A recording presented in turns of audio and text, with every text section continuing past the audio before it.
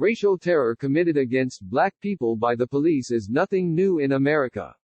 We live in fear. Our ancestors lived in fear. Policing today can be traced directly, a straight line in fact, to slavery and the racial regime it relies on and violently sustains.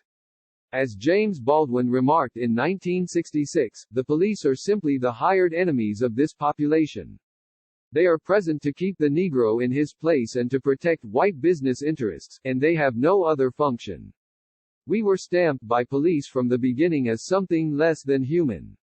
We have been called the animal, the superpredator, or the monster. The current Congress accomplishes little these days, and it has not yet shown much interest in confronting racial violence. But true change will be hard to achieve through a patchwork of local and state reforms. If it wanted to, Congress is empowered to take bold action to transform policing and promote racial justice. A string of Supreme Court rulings involving the 13th Amendment offers Congress a tool to target institutions that have preserved social, political, and official norms associated with slavery, the badges and incidents of slavery. Congress has invoked the 13th Amendment many times before, notably when criminalizing hate crimes and ending racial discrimination in property sales. If black lives actually matter, then Congress must look to the 13th Amendment to implement radical changes to policing. The 13th Amendment prohibits slavery and involuntary servitude, except as punishment for a crime, and provides Congress with the power to enforce this prohibition by appropriate legislation. The Supreme Court, in the civil rights cases, interpreted the 13th Amendment to grant Congress broad authority to eliminate the badges and incidents of slavery. It was generally understood then by many prominent jurists that badges and incidents of slavery refer to racially discriminatory political, civil, and legal disadvantages arising out of slavery. Justice John Marshall Harlan, for example, believed that Congress could redress any race discrimination against black people under the 13th Amendment. The Supreme Court would later adopt Harlan's broad framework in Jones v. Alfred H. Mayer Co., which held that Congress's power extends to outlawing modern-day practices that are a legacy or outgrowth of slavery, even if they are imposed by private actors. Established legislation under the 13th Amendment includes prohibitions against racially motivated violence, conspiracies to interfere with civil rights, and discrimination in the sale of property, education, employment, and contracts. The racist roots of formal policing in America, in both the North and the South, make the case that the 13th Amendment applies. Through the institution of slavery, white supremacy birthed and nurtured modern-day policing. Police forces were created to perpetuate white supremacy. Formal policing in the South developed in the 1700s as slave patrols.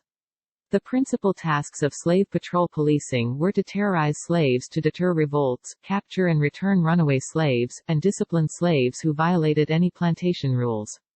Slave patrols had significant and unfettered power within their communities that derived from slave codes.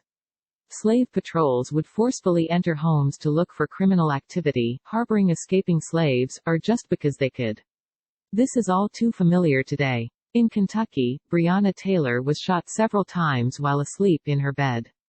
In Texas, Tatiana Jefferson was shot and killed by a police officer while playing video games with her nephew in her living room. Botham Jean was shot and killed while eating ice cream in his living room by an off-duty police officer. Slave patrols had the authority to seize, punish, and return slaves who had left the plantation without written permission. This power to police black movement persists today. Massive racial disparities exist in police traffic stops, stop and frisk, citations, and narcotic search warrants. The same is true for the North. Modern policing in the North can be traced to the 1830s. During that time period, a formal police force was created to control low-wage workers, immigrants, and free blacks who were labeled by police as dangerous, a false narrative of black criminality that has remained to this day. For over a century after slavery was formally abolished by the 13th Amendment, police were the master of ceremonies of Jim Crow. The Black Codes, criminal laws that applied only to black people and were intended to control the black body, allowed police to terrorize blacks to enforce racial subjugation. These laws were deliberately crafted to return blacks to slavery by a different name, convict leasing, in which the state imprisoned black people and leased them to work for private companies without pay. Police developed coercive techniques to get innocent blacks to confess to crimes they did not commit. One such technique was torture. Specifically, public lynchings emerged in the 1890s to extract a confession by whipping or burning the black body. Police not only sanctioned this practice, but often participated in the mutilation of black flesh.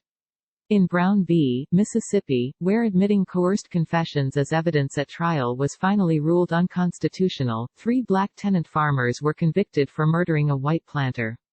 The only evidence of this crime was their confessions, which had been obtained through police torture that included repeated hanging and whipping of one of the defendants until he confessed.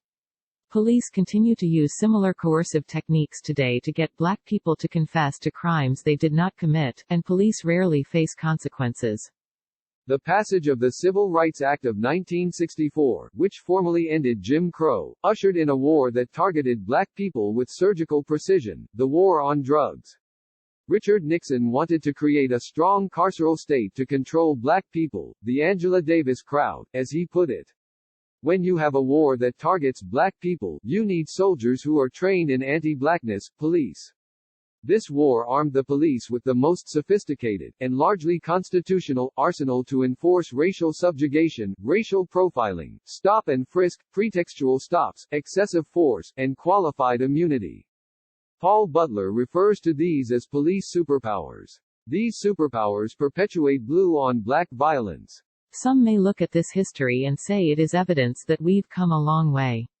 But the reality shows blacks are disproportionately stopped by the police, searched by the police, and assaulted by the police and are much more likely to be killed by police during a routine stop. The fact that George Floyd's murder inspired mass protests in dozens of cities across America underscores how police violence cannot simply be chalked up to one rogue officer, an isolated incident, or a few bad apples. Millions are recognizing the patterns. To date, reform measures have simply not worked. One frequently suggested remedy is reform in police hiring to focus on local citizens and accurately reflect the city's population. Yet even in cities with police forces more representative of their population's racial diversity, the problem of police violence continues, in part due to fundamental failings of even community policing reforms. Police violence is systemic and can only be stopped by a systemic racial justice intervention. The 13th Amendment is built for this moment. It is a tool for progressive political mobilization. Congress can enforce the 13th Amendment by effectively abolishing racially discriminatory policing that exists today. What might this look like in practice? Many people feel nervous when they hear the word abolition, believing it demands the disbandment of all police forces overnight. But there are a number of common-sense legislative measures Congress has the authority to take that would transform policing. They could ban discriminatory policing practices such as stop and frisk, end qualified immunity, and disarm police of military weapons. To go further, legislators could approve reparations for victims of past police terror.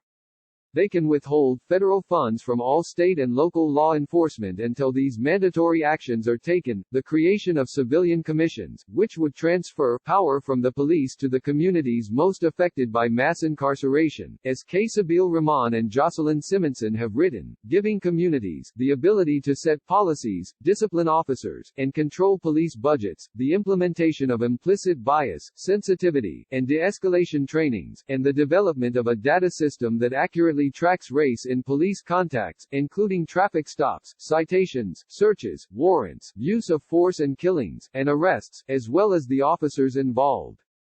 It could also decriminalize federal drug possession offenses and incentivize states to decriminalize minor offenses, including drug possession and traffic and quality of life violations. This step would help end the broken windows policing that has led to mass criminalization.